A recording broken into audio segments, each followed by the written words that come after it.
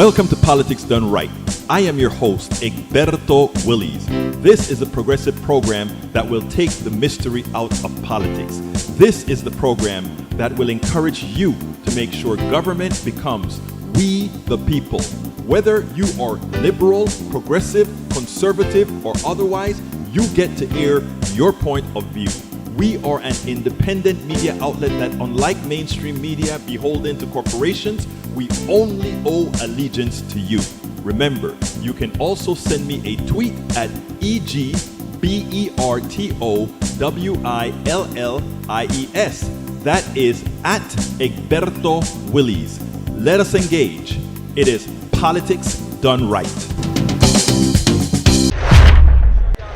Well, folks, welcome to one more edition of Politics Done Right. I'm Egberto Willies, your host. Thank you so kindly for being a part of the show. We are going to have a great show. Today we are honored to have the one and only Fred Bonig from the Daily Ripple. Anyway, you know we're here at Netroots Nation, and we're here to have some good fun as well as learn, educate, entertain, make sure that people know all that's going on in our body politic, and to make sure that we make a difference. But anyway, Fred, how you doing today, my friend? I'm doing wonderful. It's a great time here. Tell me a little bit about what you do. Well, we have the Daily Ripple. It's a news aggregator called thedailyripple.org. And, you know, we do a lot of work with center-left news sources and things like that. So we don't have any advertising, we don't have any pop-ups, and we don't ask for emails. It's just a news aggregator that you can see news all day long. Oh, well, that's great. Let me see. Are you guys having some audio problems with us? Did I hear low audio? Okay, the audio is low. Maybe I can try to do something about that. Tell me if that makes a difference. Let's go ahead. Is that any better? Audio still low. Well, I'm trying. I think I turned her all the way up to see if we can get some better audio for you. Okay, it's good now. All right, I guess our audio is good now. Well, they're a moment behind. They're a moment behind. Anyway, folks, we're going to have a great program for you. So tell me a little bit about what you think of our current body politic. Well, I think that we have a president that is doing an amazing job. Right. That we have a lot of people who are wringing their hands, worrying about him. And I'm figuring that every day he goes to work, and he does it every day, and he's been bringing it along. So because you have a bad night at a thing, I don't think debating is important. I think people are more concerned about that, but the truth of the matter is we are in such a stage right now that my opinion is I really don't care who the hell is on top of the Democratic ticket. It could be a D with a goat. I get it. I want to make sure that people go out there, they go out there and vote, because what we're looking at right now are existential problems to the democracy in the United States of America. Yeah. And that is something that you don't play with at all. Well, you know, people look at our democracy and they say, well, there's problems. But wait till we don't have one, and boy, they'll really see the problem. Then they'll really see what the problem looks like. Right. Because again, it is true that there is that it is necessary. Oh wait, I'm in Kingwood, Texas, and they're telling me that it's raining. But anyhow, in Texas? Well, the funny thing about it is, as you know, the hurricane just came through Texas, all through Houston, and it knocked out Houston. I don't have any power. We're on generator power right now in Houston. But anyway, so as we progress and talk about what we expect out of the 2024, what do you expect our path from now to November to ensure that we don't have I think the same path that we took in 2022 is get out the voters, get people interested, get them excited. Also, to remind them how dangerous what could happen and will happen if they don't. To be really sure that if Donald Trump, who I've met 3 times, if he gets in power and they pull in this Project 2025, which I've taken the course. I've went through their whole learning thing. Right. And it's a scary bunch. And they're not, if people are just learning about it, we've been working on it for over a year, that they will lose everything they know and love about this country, because the people that are involved truly are Christian white nationalists. Right. I mean, you're talking about Tony Perkins, you're talking about Dobson, you're talking about Kirk, you're talking about all these guys. These are Christian fundamentalists. And back in 2012 or 2015, Donald Trump stood in front of the Value Voters Summit held up his pristine Bible. Right. I have a picture of it because I was standing in front of him, and that his mom gave him when he was 9 years old, and it was, and the people were laughing at him because they were like, he never opened it. Exactly. But the next year, they all switched over. Well, part of that is because of Michael Cohen and Pecker having the pictures of the pool boy and the stuff for Jerry Falwell, and when they convinced him that they were going to let it out, he then became a supporter of Donald Trump all of a sudden. You know, the guy who's not a Christian. It is amazing. It is amazing. 2 Corinthians, you know. It is amazing that they are the ones that the good guy in Biden, or the good people that profess the values that they stand for, that those are the ones that don't get the support.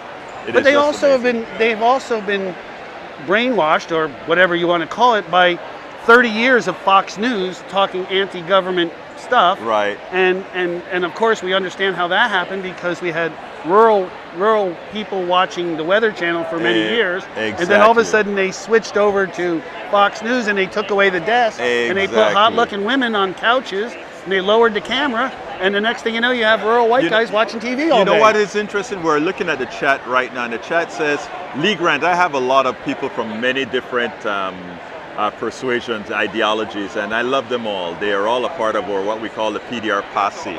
Now, my brother, in the chat that you're looking at, Brother Lee Grant and Brother Eric Hayes, they are both very conservative. And Lee Grant thinks that Project 2025 sounds like a boogeyman. What would you tell him about? Has he read the 900 pages? And that's the thing. That is the thing, Lee Grant. You really need to read it to see it. Hey, you really need to read it to actually go further in there. But I want to say one thing. Anoa. If folks, this is live. Anoa. I just want to let you know that I'm live and I have a segment. No. No, you're not doing anything wrong. I'm saying I'm live, and in about 20, I have after him another person. If you have the wherewithal to do so, in 20 minutes. Okay, excellent, great. Anyhow, coming back to you, Fred. Tell him about Project 2025. All right. Well, the thing about Project 2025, this is a large bunch of organizations that have been working together for a very long time. Right. The Heritage Foundation has been working for a very long time, trying to make like anti-intellectual, like demonizing schools, saying all the colleges are a bunch of liberals or a bunch of socialists, and all these things. They've also talked about like changing the work, getting rid of overtime. You know, there's all these things are in there. If they download it from their site, they could use a word search. Well, I have the entire 900 pages on my website. Right. But here's what Lee is saying as well. Lee is saying the problem leftists have with Project 2025 is that they don't tolerate opinions that are different from theirs. But what he doesn't understand is within Project 2025 are policies that will hurt him. Right. It's not just the policies that will hurt lefties. And it's policies that would hurt you as well. And as he might not understand about me for what I do, but I've probably been to more right-wing events than he has. Right. I know more right-wing pundits than him. I mean, I've met Mark Levin. I've met, Sean Hannity. I've been on those shows. I've been with all these guys. I know them all. I've met Biden. You've been on Sean Hannity's show. Yeah, and I've been. I've met Glenn Beck. I know all these guys. I've been. My Christmas card was from the Heritage. Right. I mean, I got. I'm sitting there in their thing. Right. The point is, what they want to do is if you look at, there's a program called Ordinary Men. Right. Ordinary Men, and it's about how they got ordinary people in Germany. Right. To become the police who killed all the people, and they were ordinary men because they kept telling them all these lies that they believed, and they programmed to believe that some people aren't as human as others. Like they dehumanize people. When you have people saying the words invasion, there's an invasion of foreigners. Well, in New York City in 1900, between 1900 and 1910, I mean, millions of people came from Europe, millions. They went through Ellis Island with an average of 2 hours in Ellis Island, and they were allowed to work. They were allowed to go right to Right. work. And so this country has had millions of people coming here from the time of Reagan. In 1986, 1.6 million people were apprehended at the border. Right. 1.6 million. In 2000, 1.65 million. This is not new.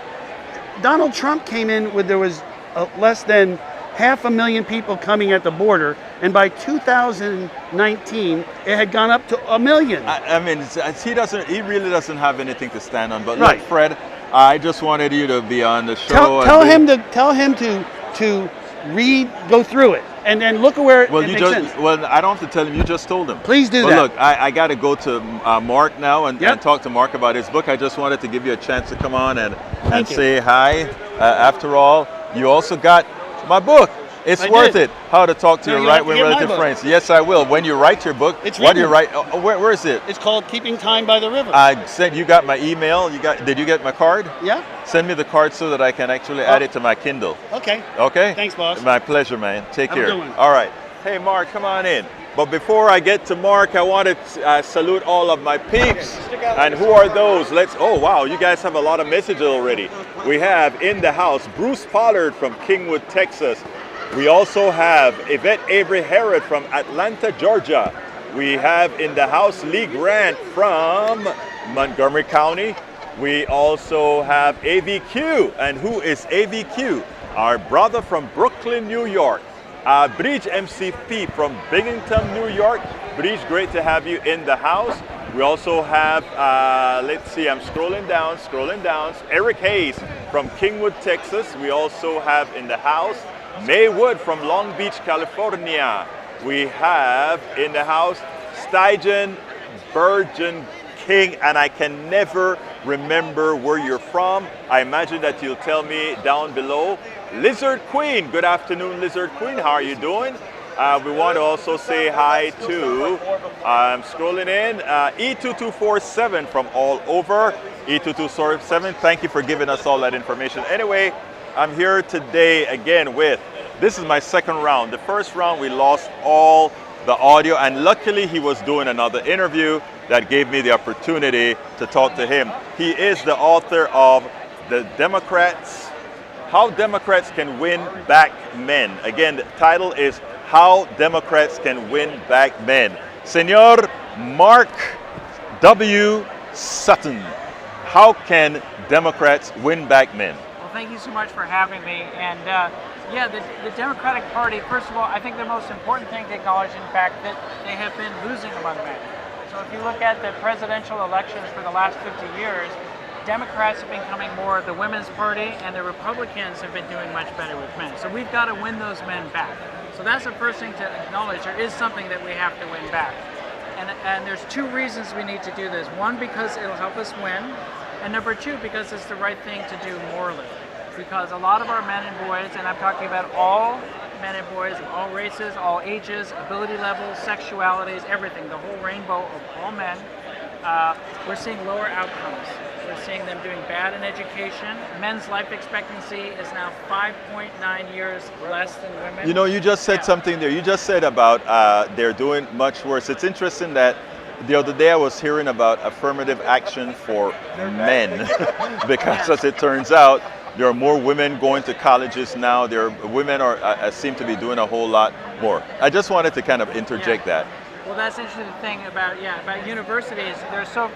Men are doing so badly in school, boys and men, that now universities, even doing affirmative action in the favor of boys to get accepted to university, our universities are 60% female, 40% male. Right.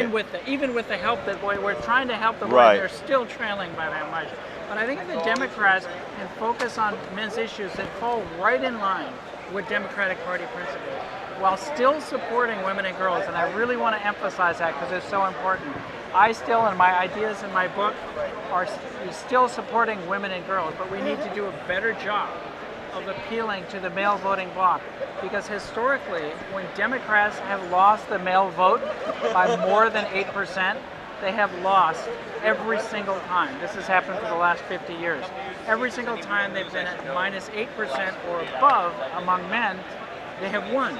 So as long as they can just do okay with men, just not that bad on Right. men, we're doing great with women and girls. We're doing great with the women voters. Keep that up. Do everything you're doing with the women voters. Just throw us a bone. I like to say that. Come on, Joe, throw us a bone. I mean, we just need let's get a men's health office.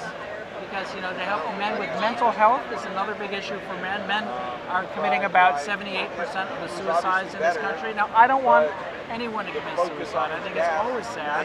And if you're a family member of someone who has been through that or even attempted that, you know how sad that is. And at that moment, you don't care about gender or statistics or politics. You just care about your loved one. But as policymakers and as a Democratic Party, we really need to look at these things that are affecting men worse.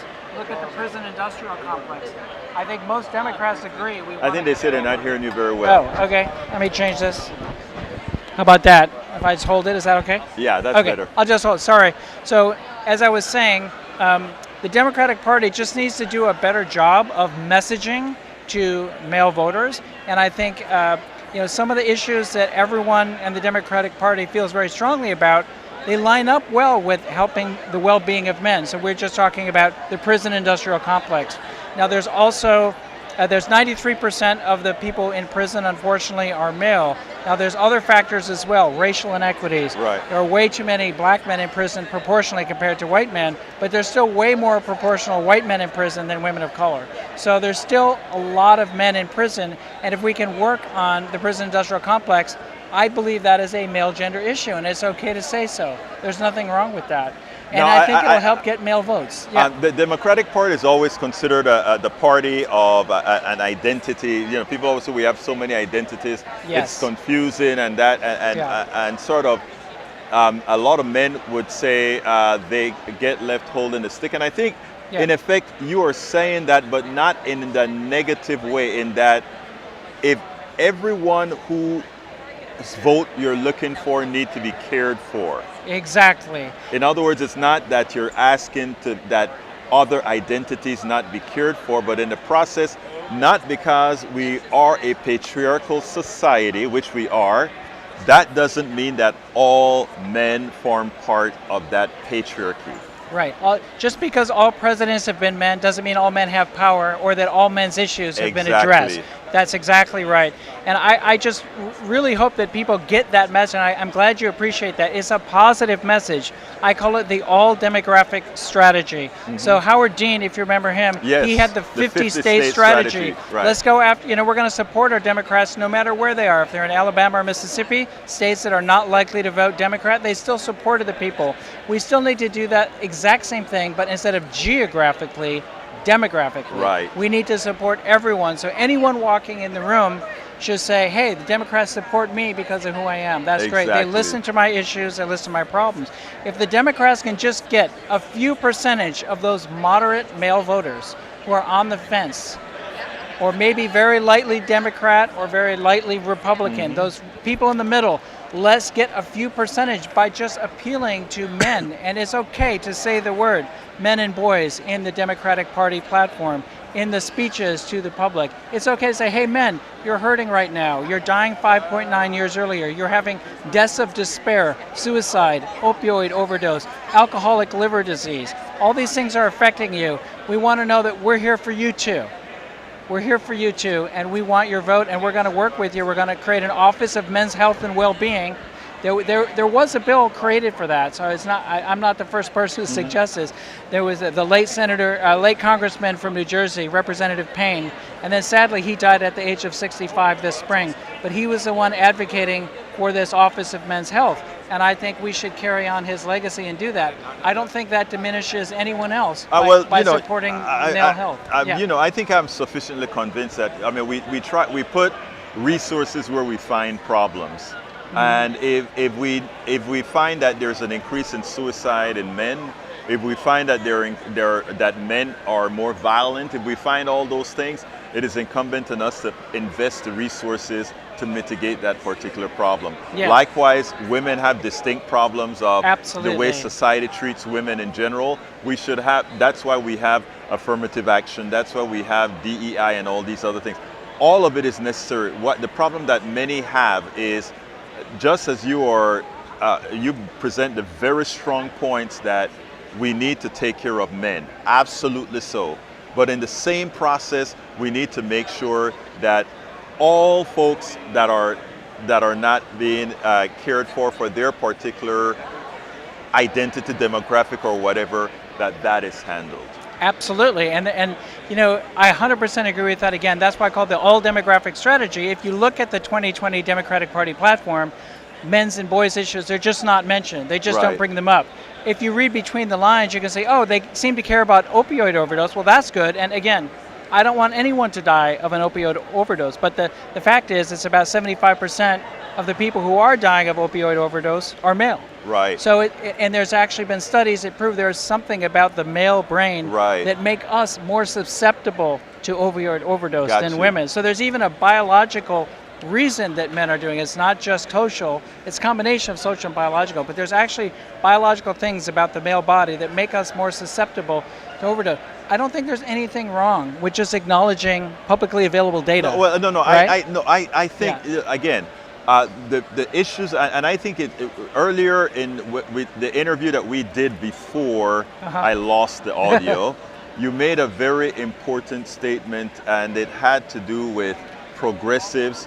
You said, I hope progressives will open their minds. And I told you, being a progressive means you have an open mind. So those progressives that you're addressing to without an open mind, that would take offense to you saying we ought to look out for, I mean, let me give let's put a little bit more stuff into this. Okay. That is to say, you're a white guy. Are there something specific that affect white guys?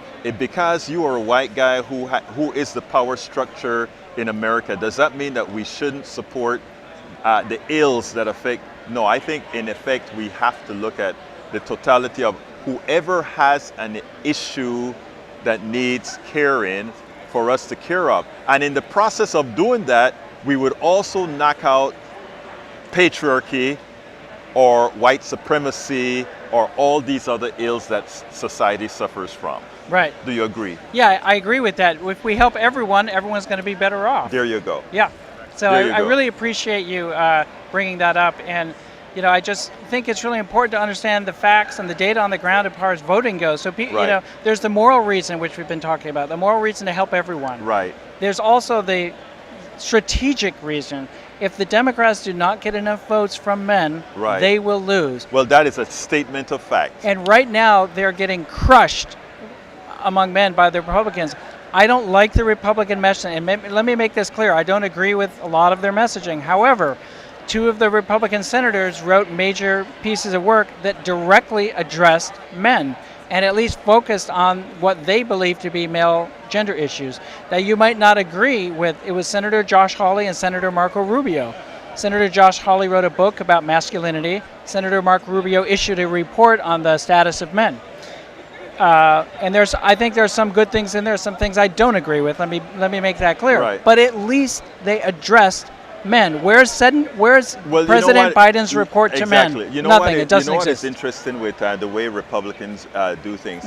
They always mix a measure of truth.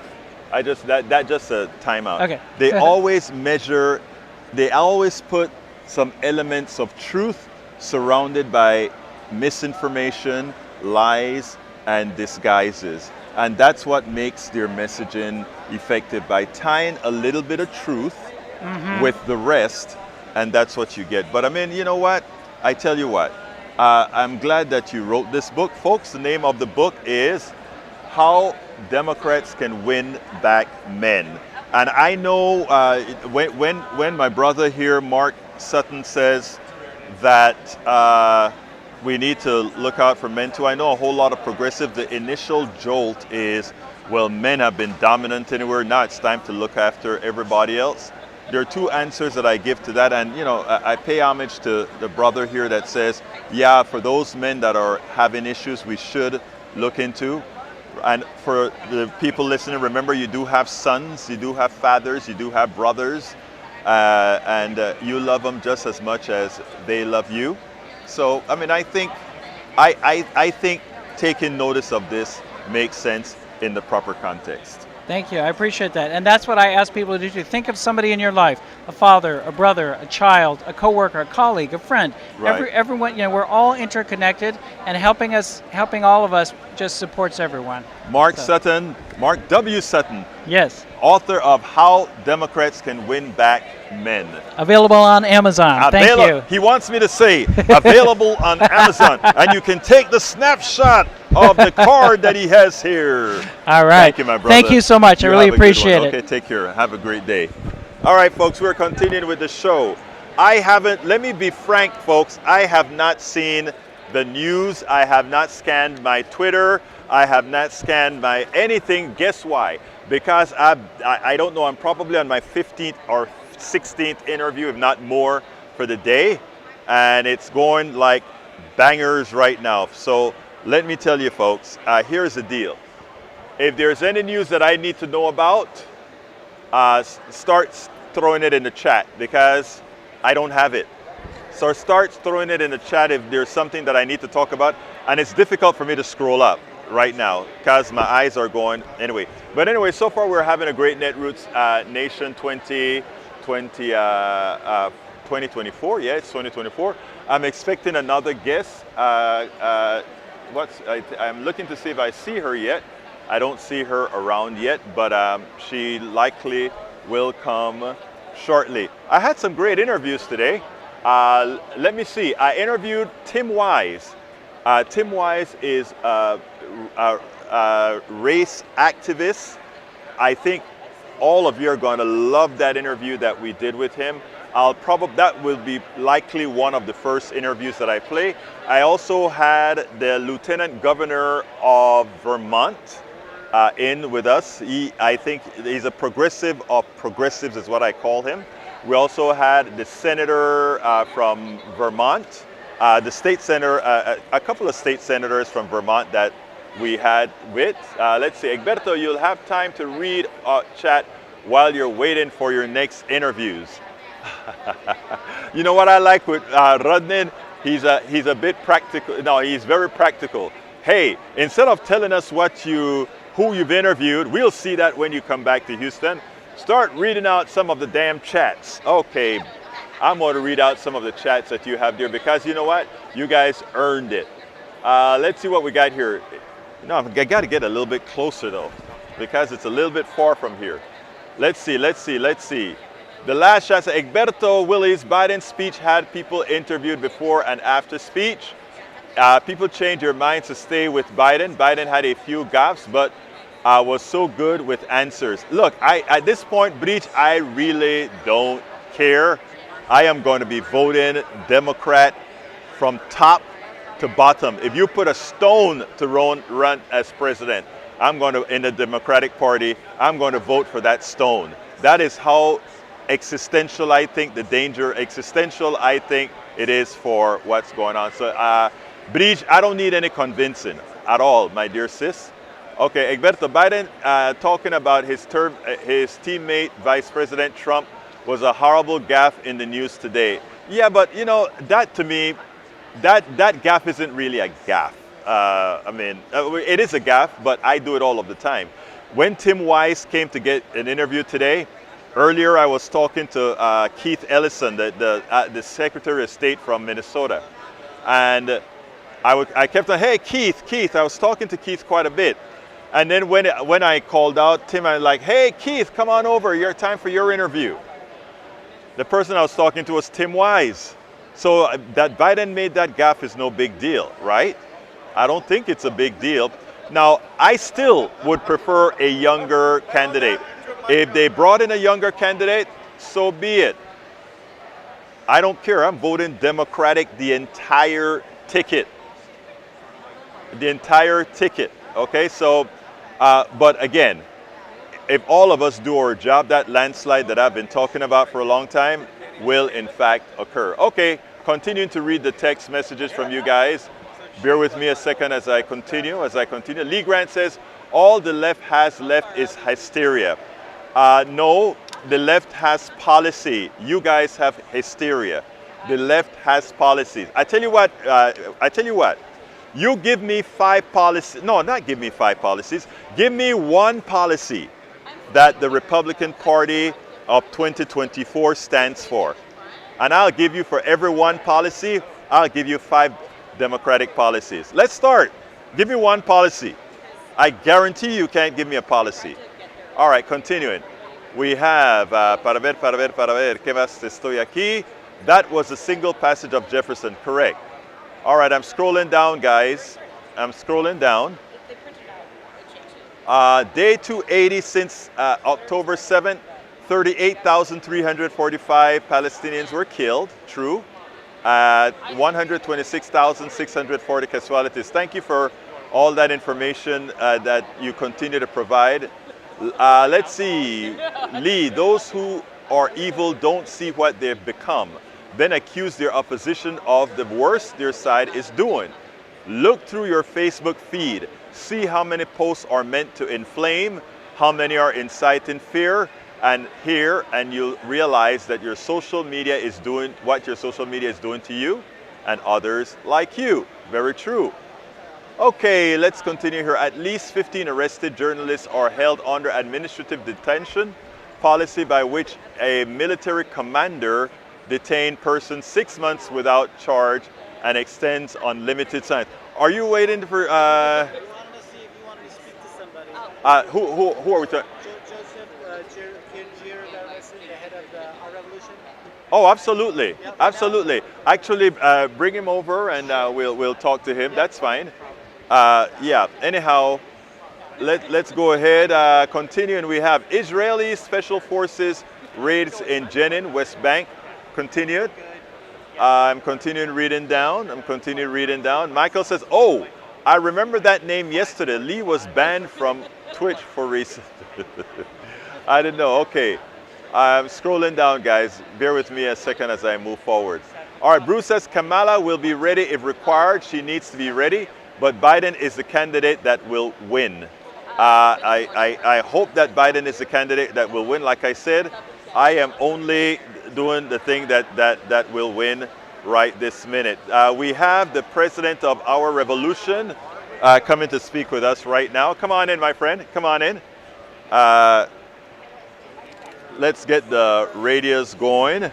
How you doing, my friend? Good, how are you? Great. You're Joseph? last name's Givargi. Givar. Okay, you're with our revolution. Yes. Are you the what part of the revolution do you represent? I am the executive director of the revolution. Absolutely. Yeah. Well, let's get busy here, folks.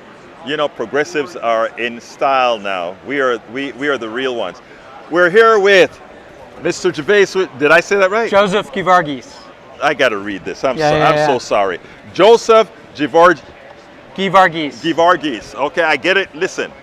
My name is Egberto Willies. I bet you can't say it. Herberto? Thank you. I don't feel bad. You mispronounced my name. I mispronounced your name. So we're both from... We're even. I'm from Panama. Right on, bro. Yo soy de Centroamérica. You know how that goes. Anyway, tell me about our revolution. What are we into right now? So our revolution was founded by Bernie Sanders after his 2016 presidential bid. Our mission is to keep the progressive electoral base mobilized over the long term, and really to do 3 things, right? To elect down ballot progressives at every level of government, to fight for progressive issues like the ones that Bernie ran on, whether it's healthcare for all, whether it's climate justice.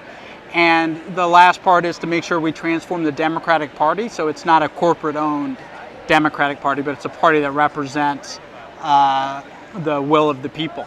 Well, let me just kind of forewarn you. I am I was a 2016 Bernie delegate. I campaigned for Bernie. I support Bernie. I am not only support Bernie, but I am also a paid member of our revolution, which means I subscribe to the revolution. So I mean, let me just tell you that we are on the same wavelength. Now, here's what's important, right? I love what you say about we have to decorporatize the Democratic Party. But the other thing that I love and why I think Bernie must be respected so well is Bernie has been pragmatic in his progressivism. In other words, He's caucusing very well with the Democratic Party, and in doing so, along with his flank. And you tell me, I think we've attained more progressive policies under Biden with the support of Bernie than any other president since Roosevelt. Please tell me more. No, I think that's right. And look, at the end of the day, this is, we're playing an inside-outside game. Right. Right. On the outside, we have elected, dozens of progressive members of Congress. We have elected thousands of down-ballot progressives. All of that put together, right, shows that Bernie's not a lone voice in the wilderness. There's actually a movement, and that gives people like Bernie a real seat at the table when he's engaging with the administration, and that's what's helped us achieve as much as we have. That being said, have we gotten everything we want? No, but it's on us as a movement to keep fighting, to keep organizing, and to make sure the Pramila Jayapals and the Bernie Sanders have a movement behind them when they engage the establishment Democratic Party Let me ask you, and you just elected called officials. Pramila Jayapal, Yeah. and is Ro Khanna part of that membership as well? The Yes, progressive Ro movement? Khanna is Okay, just a wanna- leader in the progressive and movement. AOC, of course. That's right. And others. I mean, so what is the position of our revolution with Biden right now? Let me just say this. I hope we're promoting, no matter what happens in that resolution, that everybody needs to go out and vote first of all, and everybody better start voting straight Democratic ticket this election forward. Your thoughts? So, amen to all of that. I would say Donald Trump and the far right are an existential threat to democracy, and we have to do everything in our power to evict him from any office. And that being said, we surveyed our members. 34,000 people responded. Mm-hmm. These are progressive voters who are activists and donors like yourself. Right. And I would say they're the base of the Democratic Party. We surveyed our members, 34,000 people, 70% said that they're not sure that Biden can beat Trump. Right. So there's a real doubt in the minds of progressive voters about who is the best person. And it's uncertainty. Right. The second part of that is 70% think that Biden should step down. Those are related.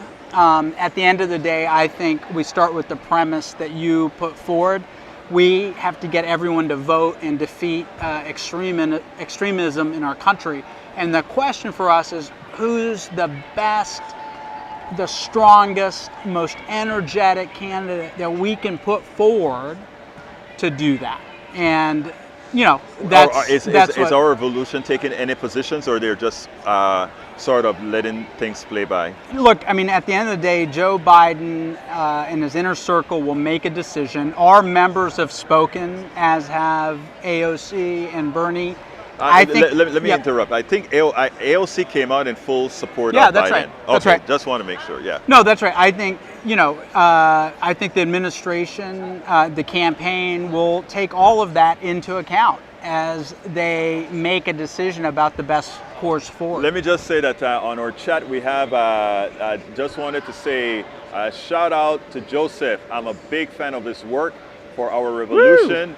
And I used to attend the meetings regularly during the pandemic. I still attend some of our local Zoom meetings that we have with our revolutions. It's trying to keep it. As you know, these organizations have their lulls where they go through their lulls, and then the politics comes up and it's real active again. What are you finding? Are you finding that the organization is growing? Are you in stasis, or where are we? Look, at the end of the day, a lot of people just focus on what's happening at the federal level. Right. The truth is, 1,000 flowers have bloomed since Bernie first ran in 2016. Right. There are, one of the panels that I co-hosted this weekend, at this gathering, included Megan Green. She was a Bernie delegate in 2016, was so inspired, went back, to her hometown, St. Louis, ran for the Board of Aldermen, then became president of the Board of Aldermen, then ran a slate.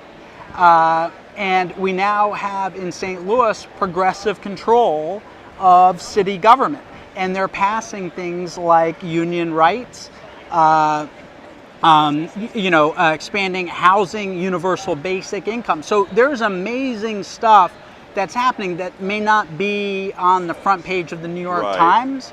But what I would say is I think the progressive movement is very vibrant and dynamic at the local grassroots level.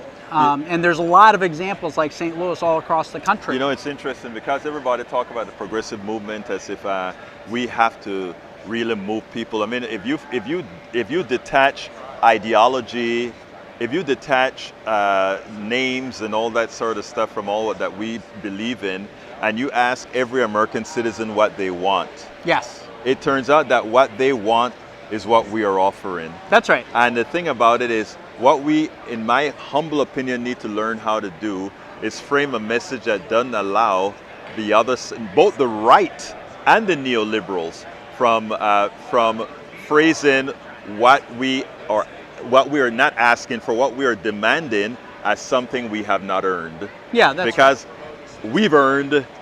We are the ones who built this country. We are. I mean, the existence of billionaires are really things on our backs. So when we're telling them to pay more, we're not asking them to do a favor. We're asking them to return the loot. Yeah, that's right. You know? I am completely with you. And look, at the end of the day, we the people, right, we want that which is basic. We want a decent place to live. We want food on the table. We want a good job. We want to make sure our kids have a better life than we have. Right. We're not asking for something that's outrageous. We're asking for basic fairness, and that's why we founded this country. We did not want power to be concentrated in a single individual, whether it was a king or a set of private companies, monopolies, right?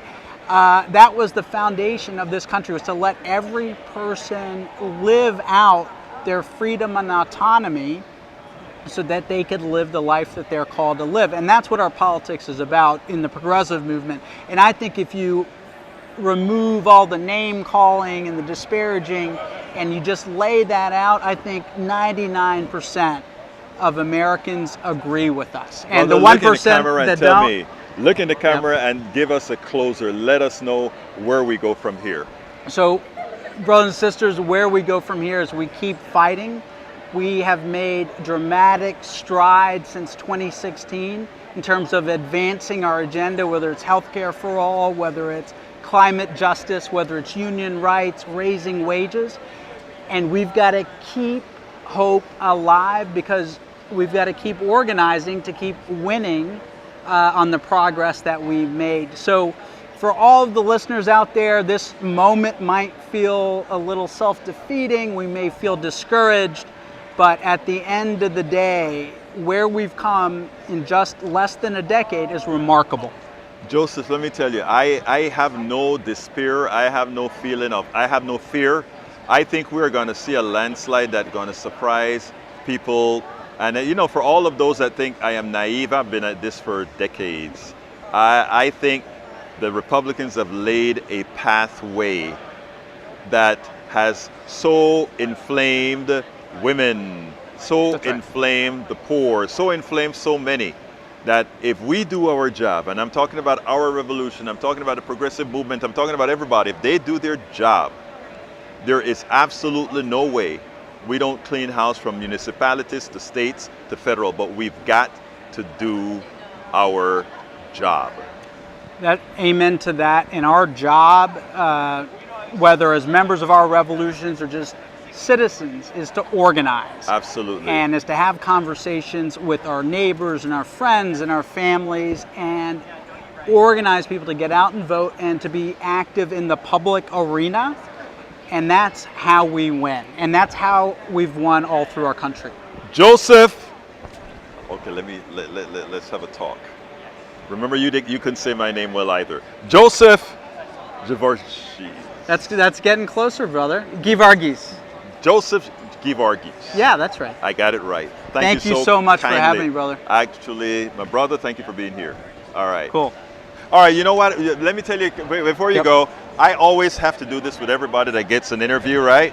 We have to do this because when I'm processing in the middle of the night at 2 in the morning, and my mind go crazy, I got to do it. Thank you, my brother. Thank you. It's great. Keep up the great work. Thank you and, for having me. you know, I mean, if you see Bernie, tell him I say hi. I was one of his delegates back in 2016. That's awesome. I was in Philadelphia, and actually we were making sure to, you know, we were going crazy in Philadelphia. Yes. And I was one of the peacemakers between the delegations. So I mean, we get things done right. So we're working the good fight. We're working a good fight, and we're winning. And you are doing important work. So keep it up, sir. All right, brother. Have a good one. Bye bye. Anyway, folks, that was, and again, I was getting some help here. Gevorgis. There, I got it right. She, you know, why didn't you tell it to me the way she did? Huh? Gevorgis. All right, thank you. You all have a good one. Anyway, that was the head of Our Revolution, which is a group formed by Bernie. What can I say? We meet everybody. We meet everybody out here. Let's see. Persuasive Barron. Let's see. Michael Rudnan says, Persuasive Barron never considered secular talk as militarizing apathy, but I'll check for that when I watch his videos. Okay, let me scroll up a little bit to read more. Michael says, let me scroll my FB feed real quick. Getting money out of politics, living, wages, environmentalism, fact-checking, democracy versus authoritarianism, student loan forgiveness, welfare benefits. Yep, that is what people want. Persuasive Barrier says, why does it matter who the person is when facing fascists? Progressives should be shilling and spinning everything in their direction, regardless of who is the nominee. Persuasive Barrier also says, put apathy aside, keep pushing. I agree with you 100%. Hey, Persuasive Barrier, you're on a drive right now. Let me go and continue. Biden should dissolve SCOTUS. It's not constitutional to do that, so he can't do that. But immediately nominate 13 new judges. Now, what we can do is have 4 more judges, 1 judge per district. That'll solve the problem, right? All right, Persuasive Barrier will say, if you are not inspired by a candidate, be inspired by the opposition. But the authoritarians we're facing, that's immigration. That's enough. I agree, Persuasive Barrier. Michael Rodin says, I think I read that one already. Scrolling down. Okay. All right.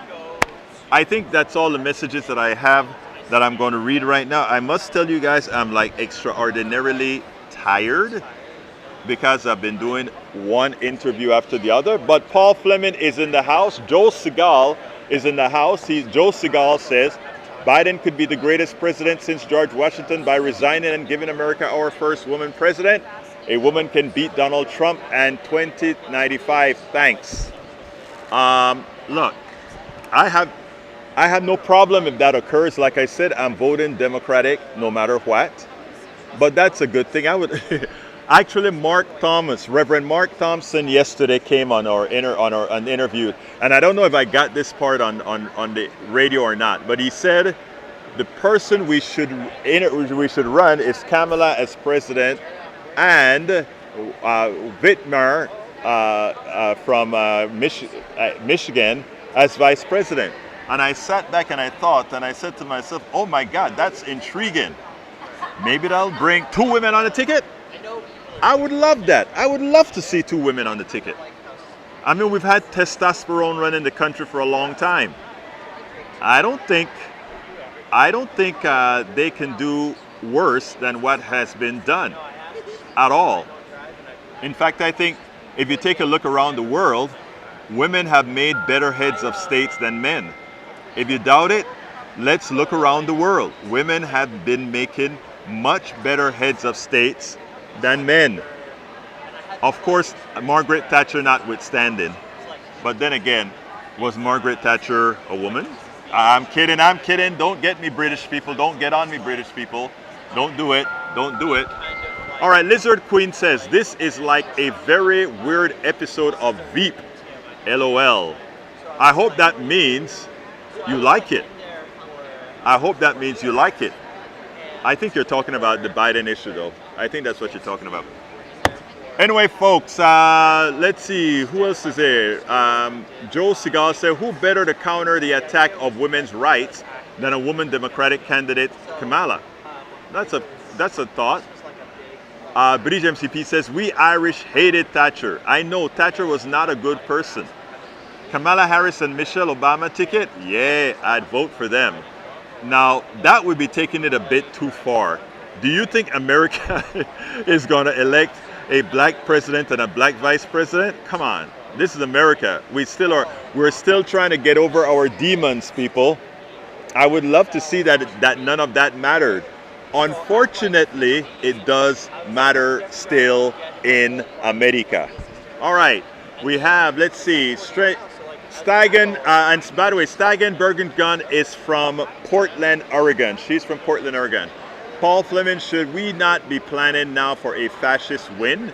We should be organizing a resistant movement now. Well, I think putting a resistant movement today could be counterproductive in my humble opinion. And let me tell you in what regards I mean. I mean, that is assuming you think you're not going to win. I want to go under the pretext that we're going to win. The things that we should prepare for is how do we get around a fascist system? Okay, that's what we should be talking about in my humble opinion. But we'll do that. We'll do that. Anyway, folks, we are at 55 right now, which means it is time for me to tell you guys, support the program. And how do you support Politics Done Right? Many different ways to support Politics Done Right, right? And I'm going to try to pull it up right now as we speak. Okay, and I need to go ahead and, you know, it's hard. It's hard working on these computers on the outside, not having that big screen that I have in Houston. But we're going to do it right now as I bring up a new chat. So here we go. To support the program, what do? You can go to politicsdoneright.com/support. Politicsdoneright.com/support. That is the best way to support politics. Well, that is one of the best ways to support Politics Done Right. Just go there and select the option that you feel best in supporting the program. You can become one of our patrons. How do you become a patron? Go to politicsdoneright.com/patron. Patron is spelled P-A-T-R-E-O-N. P-A-T-R-E-O-N. Likewise, you can subscribe to our newsletter, our Substack newsletter. Become a paid subscriber. That's less than a coffee, folks. That's less than a coffee. And you're supporting the important work that progressive media, real, independent, progressive media provides to you. That goes at, you mean I didn't get that in? Let's see if I can do that now. It is politicsdoneright.com/newsletter. Of course, you can pick up one of the many books that I have. As I see it, where is it? Here we go. As I see it, Class Warfare, the Only Resort to Right-Wing Doom. That is the genesis, folks. But anyhow, so go ahead and support us by going to politicsdoneright.com/newsletter. Do remember, click that, say that you want to become a paid subscriber of Politics Done Right. Anyway, history shows that when the fascists get into power, the only way out is you know how. Anyway, I got to get out of here, folks. It's that time now. So, support the program and share the program. Make everybody know about the program. My name is Egberto Willies. This is Politics Done Right, and you guys know how I end this baby. I am what? Out.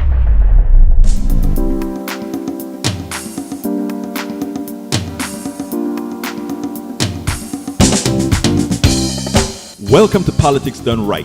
I am your host, Egberto Willies. This is a progressive program that will take the mystery out of politics. This is the program that will encourage you to make sure government becomes we the people. Whether you are liberal, progressive, conservative, or otherwise, you get to air your point of view. We are an independent media outlet that, unlike mainstream media beholden to corporations, we only owe allegiance to you.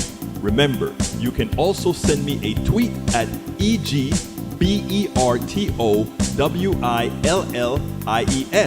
That is at Egberto Willies. Let us engage. It is politics done right.